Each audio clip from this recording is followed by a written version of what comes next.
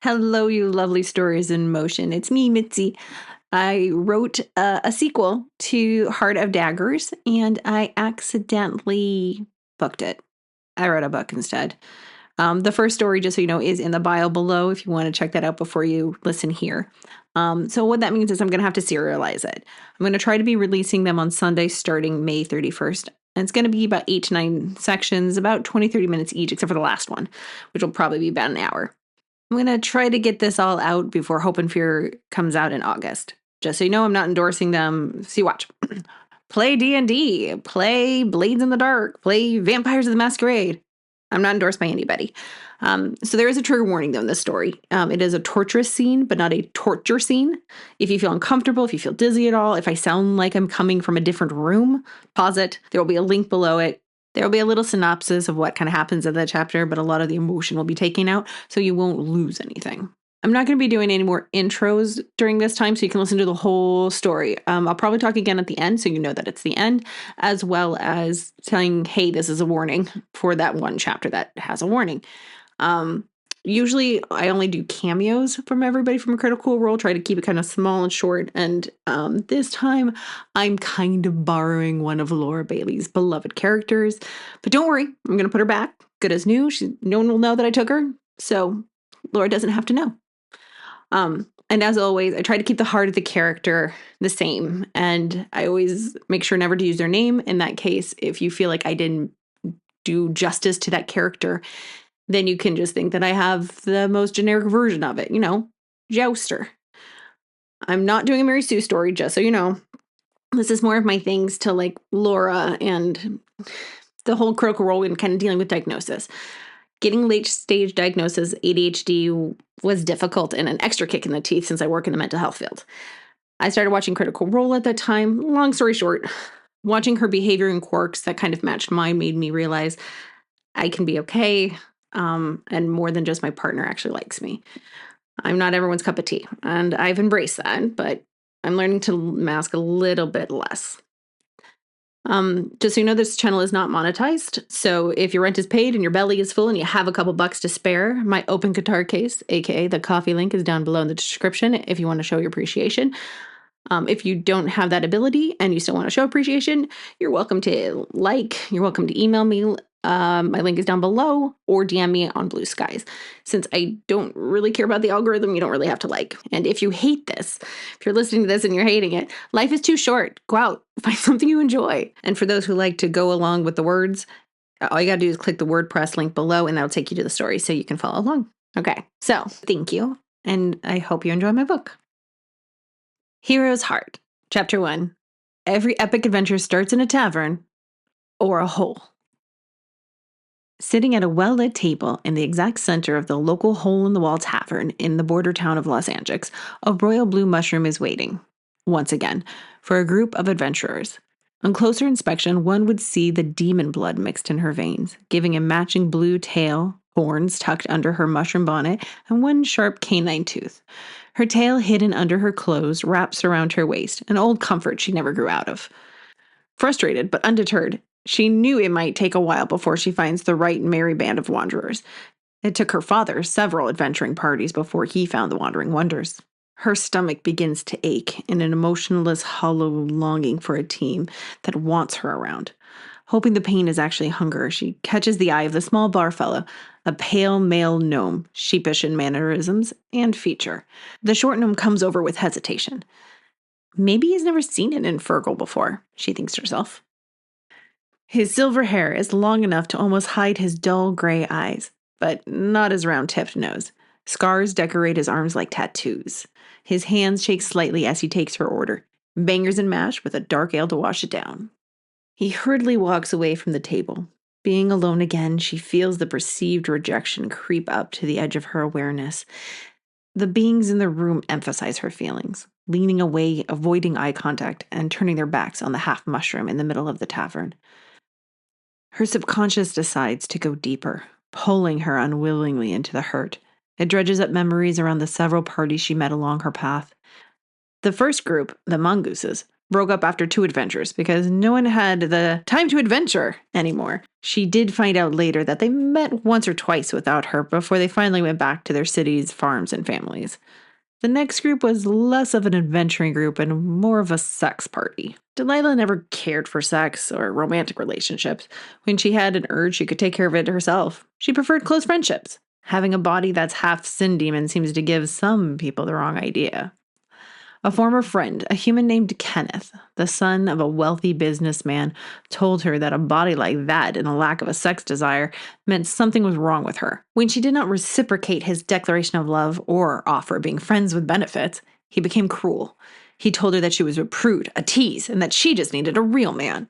One day he proclaimed he knew how to cure her as he stepped predatorily towards her. Fortunately for Delilah, and unfortunately for the young man, Aunt Brexy heard this conversation and immediately intervened. She helped the poor, confused boy back to his town, which was a good thing because Aunt Brexy told her that on the way back they were attacked and he broke his arm and got his face slashed. Aunt Brexy was fine though. The Wandering Wonders left the area the next day. The last group she was with were very serious people, all of them elves, most of them hid in shadows and dark corners of the room, brooding, wearing all black all the time. Their codes or rules they followed to the letter, even calling each other out if they took one step out of the box. They seemed to enjoy this serious, controlled existence. So Delilah tried to fit into the restricted confines of this group of downtrodden adventurers. They called themselves Silent but Deadly. The tall half mushroom, upon hearing their name, burst into uproarious laughter. She thought it was a joke and added to it with a rather hilarious fart pun. Noticing no one laughing along, she felt a stone drop in her stomach as she slowly pulled in her laughter and wiped the smile off her face. She tried to blend in with the melancholy members, but it wasn't long before one of them would say something that triggered her impulse to make what she felt was an amazing joke or pun. They disagreed. When they landed on the shores of Nor Canamir, they told her she was no longer welcome for obvious reasons. Delilah's stomach hurt more as the last memory fades. Nobody likes you. That is why they reject you. I'd reject me if I could, the back of her mind whispers, causing the air in her lungs to fill slightly, only to vacate quickly. Got to pull myself together. I can fall apart when I'm alone. The creak of the floorboards under her feet is barely audible over the low murmur of the tavern. The roots stemming from the middle of her feet keep the illusion of normalcy, a trick she had learned long ago from her grandmother, the Grand Wizard of Lonork. Waves of security wash over her as the earth holds onto her roots. Chapter 2. All Eyes on Me. Finding herself on a new continent with no friends is a little scary, but she had been here in her youth with her father and aunties. Also, she is confident in her ability to make new friends. Still, the back of her mind keeps asking quietly, but will they stay? You are a bit much. Before she can entertain the negative self-talk, her food is set down on the table. Thank you! She yells to the gnome that has almost made it back to the kitchen. Steam rises off the delicious-looking mysterious sausage meat and a heap of mashed potatoes, all drowned in a dark brown gravy. Delilah loves this dish. She orders it in every tavern. It always fascinates her that such a simple meal can be vastly different, yet the same in every place. Taking the already slightly stained napkin, she tucks it into the neck of her orange shirt, from which she has removed the sleeves, leaving only the leather eyelets dotting along the shoulder. The shirt falls slightly above where her navel would be, instead revealing a thick, dark brown belt with blue and red and orange ribbons woven in between the leather fabric. The ribbons emerge from the ends and are tied into little bows along her side. The belt cinches in her waist slightly, but more importantly holds up her multi-pocketed tan shorts. She's barefoot as usual, but she does carry shoes just in case, tucked neatly next to the orange sleeves in her nomadic bag.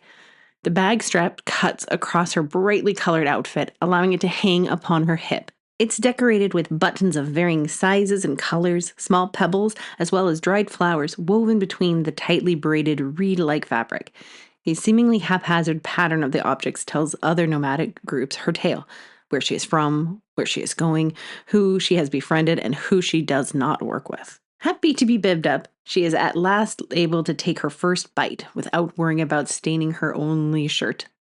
Again.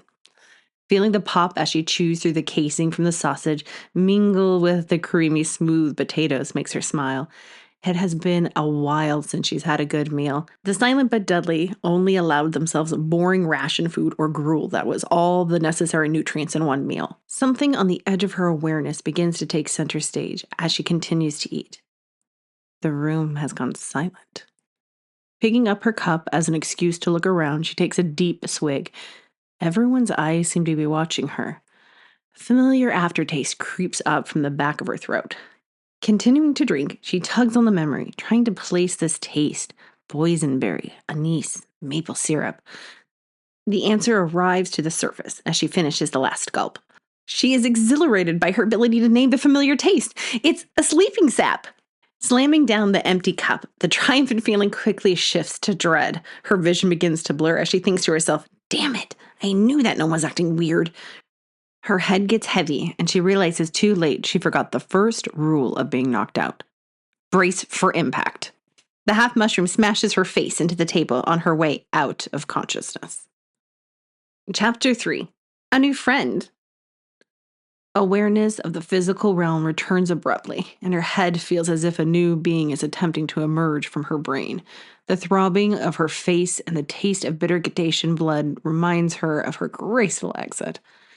With everything already hurting, the half mushroom allows her hands to tell her that she is lying on a piece of hard material, most likely metal. Her hands are masters at identifying soil and rock, mainly because she can root into them. To know for sure, she would have to open her eyes, but that invites more pain. Feeling like the immediate danger has passed for now, Delilah decides to keep her eyes shut and groan in pain until the world behind her eyelids stops spinning so fast. At least she would choose to keep her eyelids closed if it isn't for a voice next to her saying, "Hey, I saw you move. I know you were awake, right?" Delilah might be able to ignore the voice, but it is the accompanying finger poking her bonnet that finally breaks her from her comatose state. Swiftly grabbing the finger, the half mushroom opens her eyes to find a lighter blue infernal face inches from her own, with purple eyes and royal blue hair. Delilah begins to slowly move as the infernal continues talking. "Oh, good, you're awake. I would hate to have to share us all with a corpse again. No fun." Blech, she quickly says, sticking out her tongue. Her tongue, bright pink, probably dyed from some kind of candy she ate earlier, matches her pink floral dress. The blue infernal continues to talk while Delilah fully wakes against her will. She takes in the metal cell bars surrounding her with a big door, closed and probably locked, depriving her of her freedom.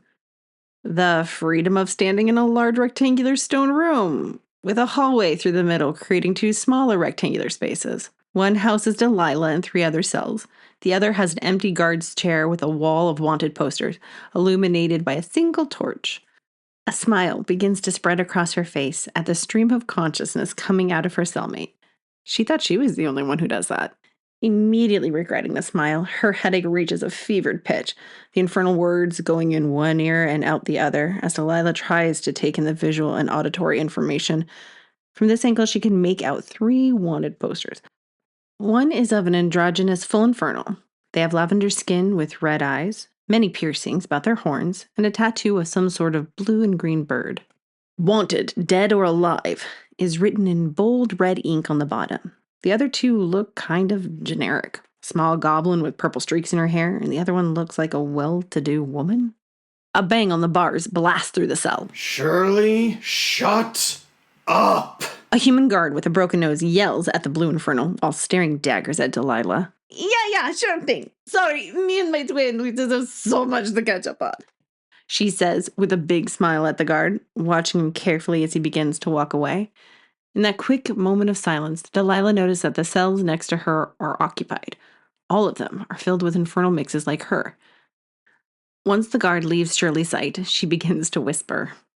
"My name's not really Shirley. They're so dumb," she says as she giggles to herself. She whispers her real name directly into Delilah's ear, but it goes right out the other one. She is pretty sure the name started with a J, but her attention is too preoccupied at the moment as not Shirley continues. "Where were we? Oh, yes, bunking with a corpse." Before she can continue, Delilah interrupts her. "What's going on here?" The blue infernal looks around the room.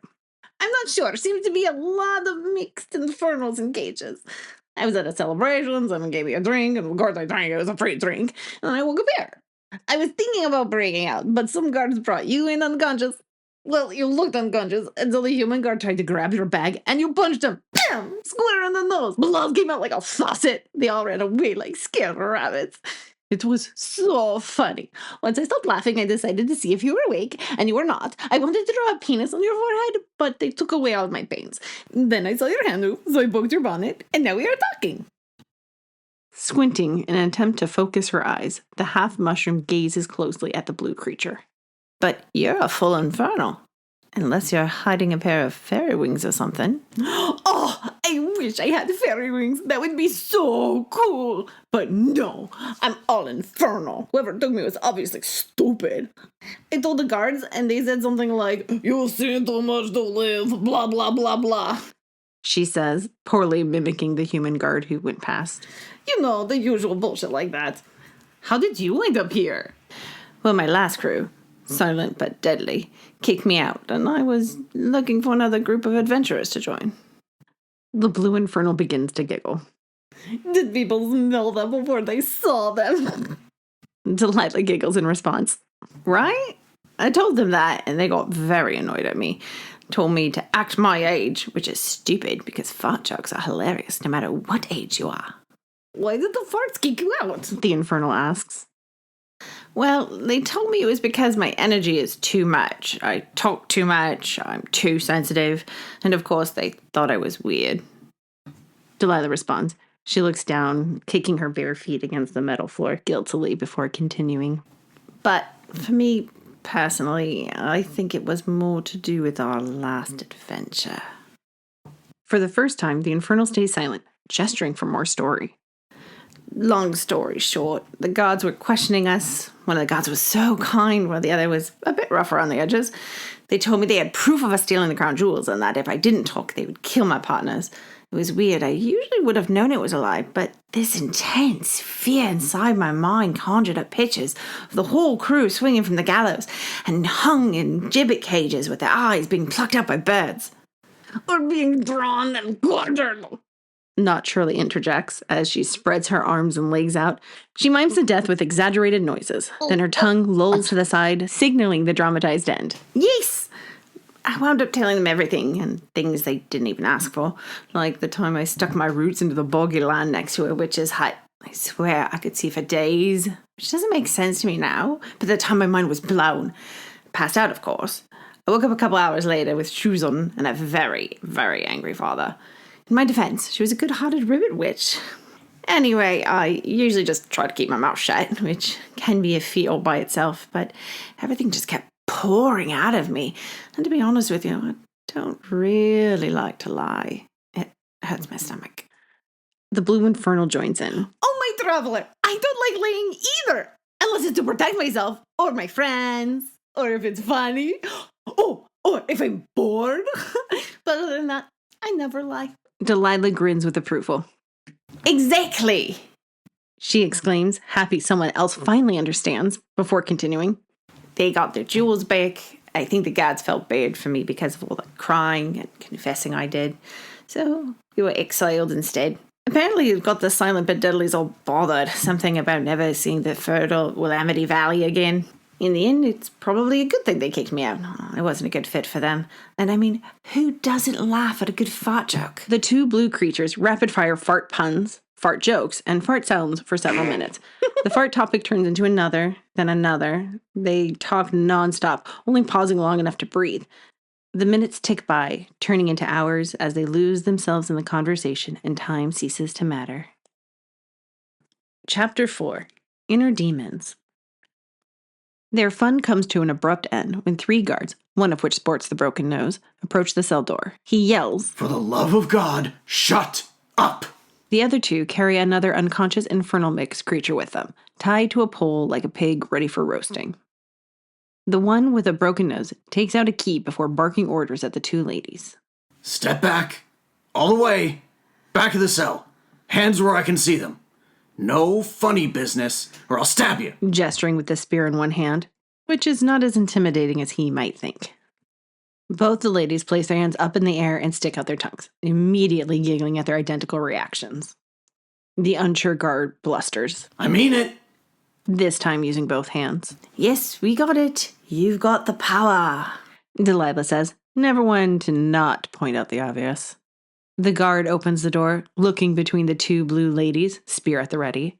The other two guards bring in a heavily bleeding, comatose fellow. His crown is adorned by 4 horns, 2 of them curving backwards. Once they reach the back of his skull, they curl downward into a C shape. A portion of the horn hides behind his shoulder-length, gray-streaked auburn hair. Their sharp points emerge along his chin. The other 2 are shorter. They start just behind his cheek-length bangs. Their hue, royal purple and deep blue, a sign of infernal blood, each twisting straight towards the sky. The right one's tip has been broken recently. The 2 guards attempt to heave the large, broad shoulders of the massive, muscular bison demon of a man onto the nearest metal bed. You're ruining our color scheme, the light blue infernal says with indignation. The 3rd guard yells, Stop moving! Before jabbing his spear at his prisoners. The spear grazes the full infernal, drawing a small red mark on her arm. As the blood slowly escapes from the broken skin on her friend's arm, Delilah reacts instinctively. Her blue mushroom cap shifts to a dark red with white pulsating spots as she turns toward the guard. Spores are released from her bonnet, infiltrating through their open, moist mucus surfaces. Her now visible horns pull the bonnet up into an animalistic warning display. The guards watch in horror as her face becomes distorted, a flesh-colored mask with intelligent, haunting eyes watching them behind pitch blackness. The mask face opens suddenly, splitting in 2 to reveal sharp teeth all the way to the jaw hinge. Her forked tongue unrolls before them as a loud, "How dare!" roars out of her. The guards scream as their brains urge them to run. The growing, pulsating, tooth-filled mushroom demon takes a single step towards them. They drop the unconscious prisoner onto the floor as they trip and stumble over each other, fleeing the cell. They grab the door, slamming it shut as they try to put as much distance between themselves and obvious death as possible.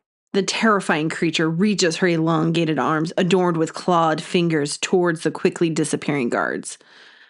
With danger averted, Delilah can hear the whimpering and scratching from the other cells as some of her fellow prisoners try their best to get away from the monster mushroom. Damn it, she thinks as she returns to her bubbly blue self. It's okay. You're safe. Look, it's just me.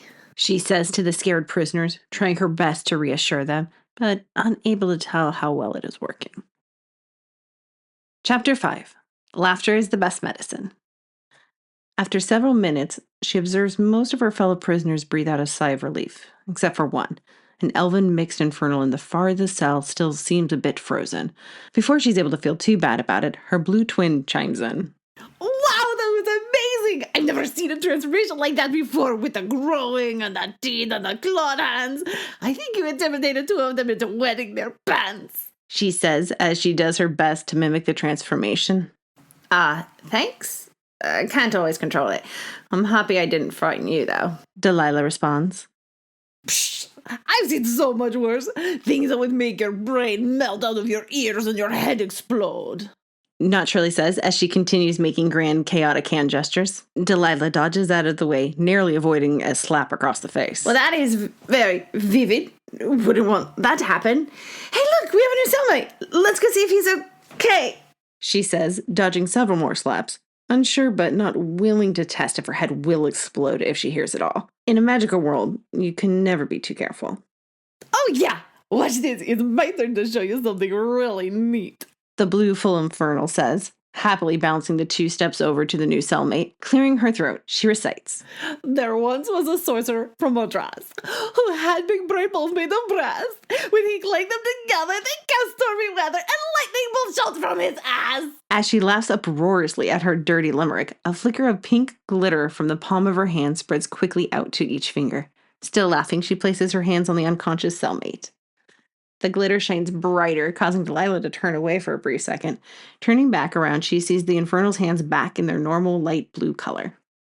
Laughter is the best medicine, she says, as her glittery pink handprints still shine on the comatose cowman's shoulders. Did you heal him? Delilah asks. Yeah, it takes a couple minutes, but he's on the mend. Oh shit, I almost forgot! Before he wakes up! She grabbed the bloody bib off of Delilah. Delilah forgot she had it on, but was pleasantly surprised to see her orange shirt stayed intact, instead of being stained by her blue bloody sap. Dabbing the cloth in the pool of red blood around the fellow's face, the tiny demonesque creature mumbles to herself. Yes! Okay.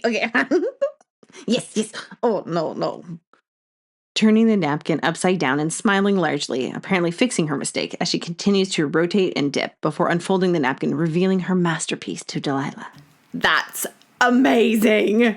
You really captured the essence of a vagina, the way the blood mixes together to make purple lips. It makes them look like petals of a flower. Perfect. Beautiful. No notes. Delilah happily says. Gazing at the lovely art, her eyes notice the door still closed and locked after the guards scrambled away. Ugh, I wish the gods had left the door open. Got to learn to die on the fear better. Placing the piece of high art on the unconscious cellmate, the full infernal says, It's fine. We can use the key. She points into the shadow under the chair on the other side of the big square room where a guard should be posted.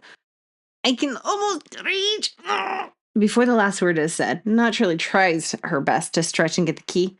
Unfortunately, her arms are about 7 feet short of the prize. The blue mushroom's brain reminds her she keeps a lockpick between her horn and bonnet for occasions like this. All right, let me take a crack at this, she exclaims, taking out the lockpick.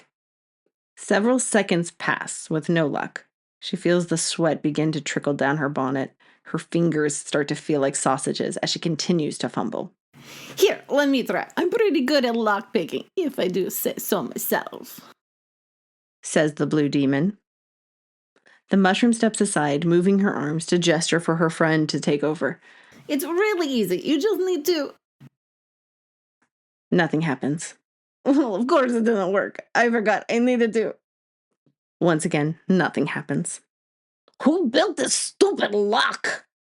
She yells as the lockpick springs out of her hand, bounces, and skitters to a stop by the key. Fucking lock! They say in unison. Jinx, jinx! Delilah says, slightly ahead of Not Shirley. Delilah smiles as the tiny infernal sticks out her tongue from the loss. Okay, fine. I'll buy you a milk. Or I can give you a donut right now. Well, once I get my bag back. Not Shirley says. I swear there was a bee on you. I punched you to save your life, says a voice from down in the corridor on the left. Emerging from the darkness walks 2 guards with a human person, conscious this time, tied to a pole. The prisoner is a muscular woman with the top portion of her brown hair pulled back into a bun, while the bottom part has been closely shaved. Her hands are wrapped with a once white fabric that is now yellowish, with spots of old browned blood, except for the one on the right, which has some new blood adding to the stain collection. She looks up with a flash of recognition in her eyes as she spots the twin blue ladies. Delilah's confusion intensifies as the woman simply says, Help! Help! Help! Help! Help! As she is taken past their cells and into the darkness of the corridor on the right. Chapter 6. Bigger on the inside. The prison cells grow quiet again, but before it can become eerie, Something blurts out. Uh-oh, my friend seems to have gotten in trouble. Again. I need to go save her. Do you have another lockpick? Let me check. Delilah says as she reaches into her bag.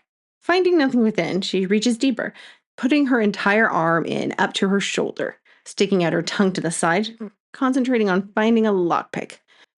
Here, hold this, she says, handing the infernal the wide open bag. She moves Something's arms up, down, a little up again, before proclaiming, Perfect. I know we've just met, but I trust you not to drop me, since blue ladies like us need to stick together, right? Delilah asks her new best friend, who agrees with a head nod. A smile stretches across Delilah's face, excited she made a new friend, and so quickly. Most people need some time to warm up to her. At least that's what she's been told. Oh, I hope it's in here. Standing tall, she closes her eyes and attempts to root into the ground, the metal floor preventing her success. Knowing what she has to do, she takes a deep breath. She has only done this ungrounded one other time and was reprimanded for it, being told it was dangerous and stupid. Unfortunately, since she forgets sometimes, often, all of the time, it is the only way for her to see what is packed in her bag. She takes in one more big breath and holds it as she dives her top half into the bag. A white glow with golden streaks emerges from the bag as it shifts a bit in the small blue hands of the person formerly known as Shirley.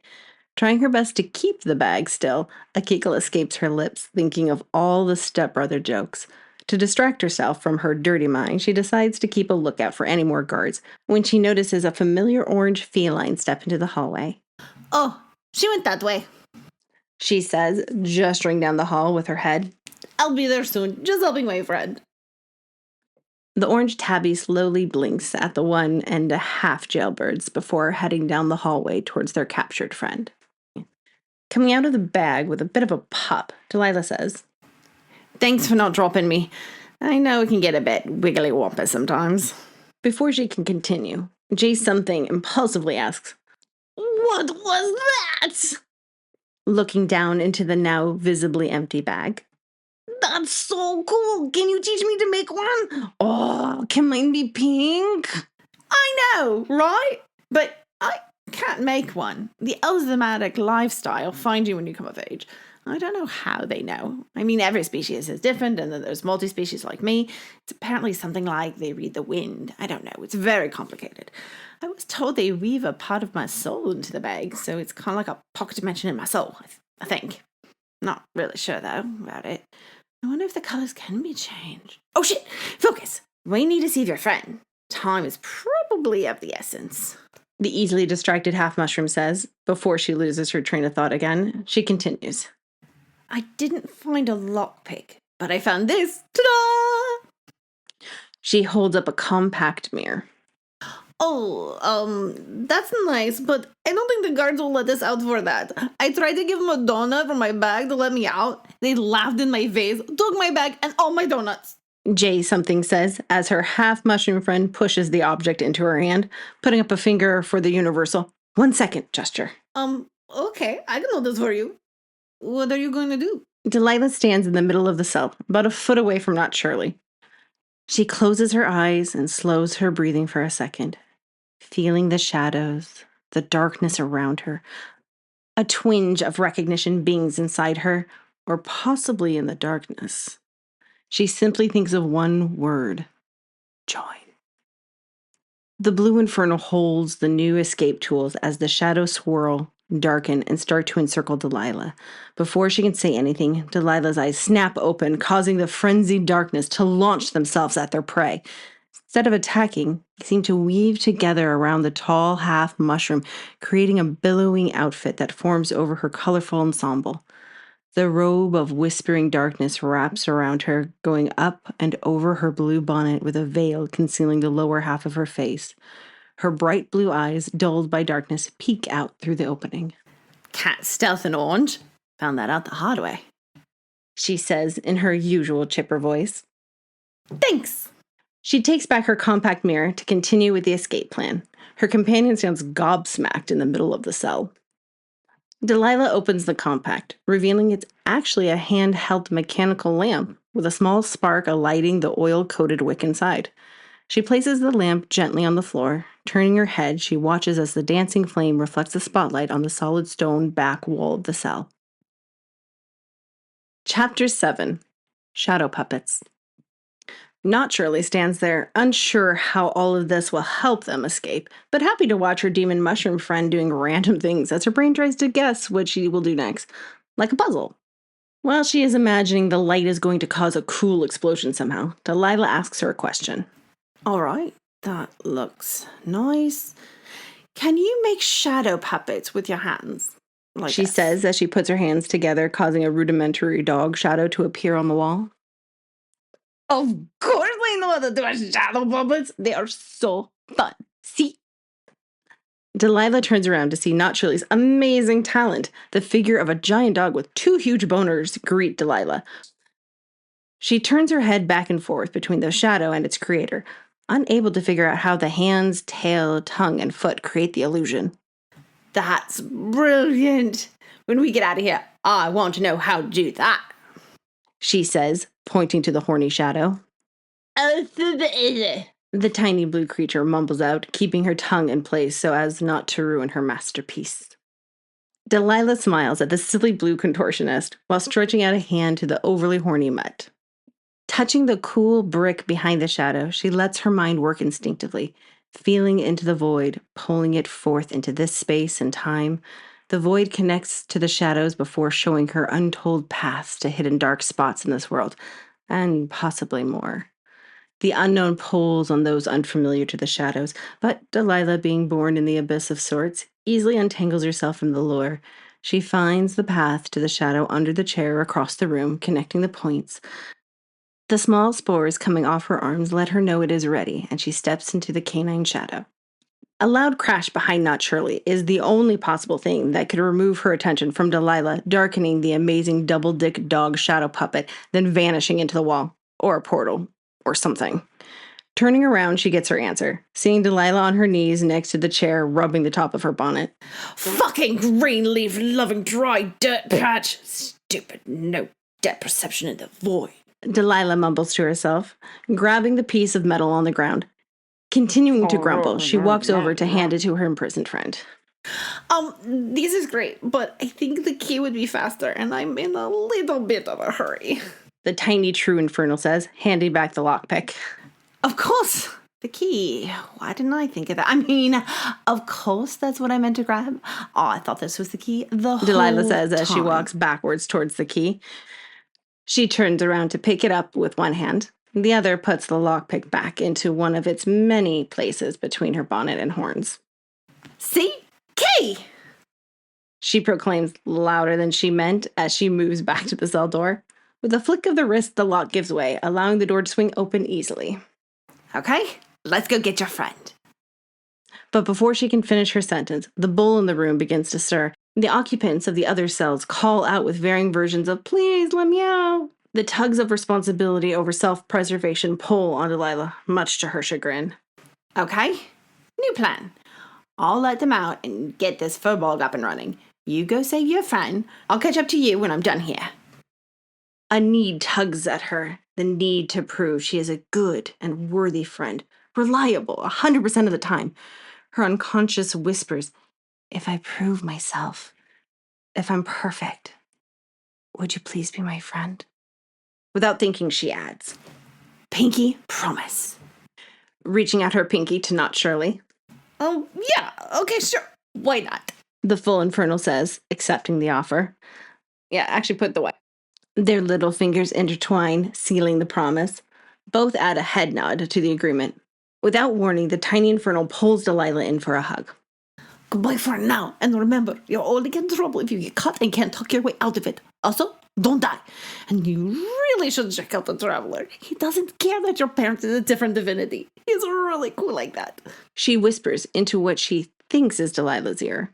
Suddenly, a loud crash from the direction of her friend echoes through the corridor. Damn it, save some for me! She yelled, running down the hallway. Divinity? I'm not a godborn, Delilah thinks to herself. I can't be. My mom is a demon. I mean, she's powerful, but she isn't a goddess. She was probably saying it in a flattering way. Like, the gods must have given you strength and soul-crushing responsibilities. It's not a very good compliment, but I think I'll take it.